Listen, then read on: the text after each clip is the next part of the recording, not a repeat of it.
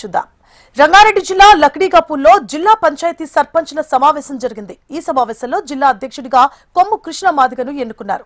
గ్రామ పంచాయతీ వ్యవస్థలను బీఆర్ఎస్ ప్రభుత్వం నిర్వీర్యం చేసిందని రాష్ట్ర సర్పంచ్ల సంఘం వ్యవస్థాపక అధ్యక్షుడు భూమన్న యాదవ్ అన్నారు. బీఆర్ఎస్ ప్రభుత్వం సర్పంచ్ల విధులు నిధులను నిలిపివేసింది అన్నారు. ఇక బిల్లులు చెల్లించకపోవడంతో అనేక మంది సర్పంచ్లు ఆత్మహత్యలు చేసుకున్నారని విమర్శించారు యాదవ్. మేజర్ పంచాయతీలకు 10 లక్షలు, మైనర్ పంచాయతీల అభివృద్ధికి 5 లక్షలు కాంగ్రెస్ ప్రభుత్వం కేటాయించడం పట్ల ధన్యవాదాలు తెలిపారు. రాష్ట్రంలో ఉన్న సర్పంచులందరినీ ఏకతాటిపైకి తీసుకొచ్చేందుకు చైతన్య సదస్సులు నిర్వహిస్తున్నామన్నారు యాదవ్. గ్రామ పంచాయతీలకు పూర్వ వైభవం తీసుకొచ్చేందుకు తమ సంఘం పనిచేస్తుందని భూమన్న యాదవ్ స్పష్టం చేశారు.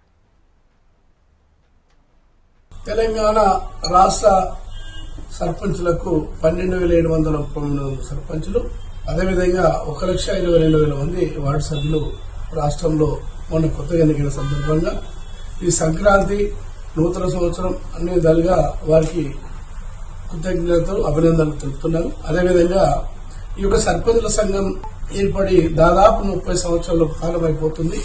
విధులపైన అధికారాలు కావాలని 73-74 రాజ్యాంగ సభలు చేర్చబడిన 29 అంశాలు దాఖలుపరచాలని చెప్పేసి గతం నుంచి మేము సర్పంచుల సంఘం ద్వారా పోరాటం చేయడం జరుగుతుంది. చేస్తూ నిధుల విధంగా గౌరవవేతనం కానీ ఆ యొక్క జైట్ చెక్ పర్ విషయంలో కానీ గత ప్రభుత్వాలతో పోరాటం సాధించుకోవడం జరిగిందని చెప్పి మనవి చేస్తున్నాను.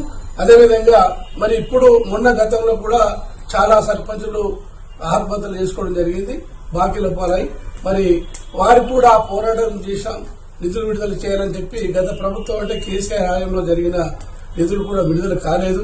సరే, ఈ కొత్తగా ఎన్నికైన సర్పంచుల విషయానికి వస్తే ఇంకేమైనా సమస్యలు ఉంటే మేమంతా జిల్లాల పర్యటన చేసి జిల్లాల కమిటీలు చేస్తూ జిల్లాలోని సర్పంచుల సమస్యలు తెలుసుకొని అదేవిధంగా మొన్ననే రాష్ట్ర కమిటీ ఎన్నుకోవడం జరిగింది.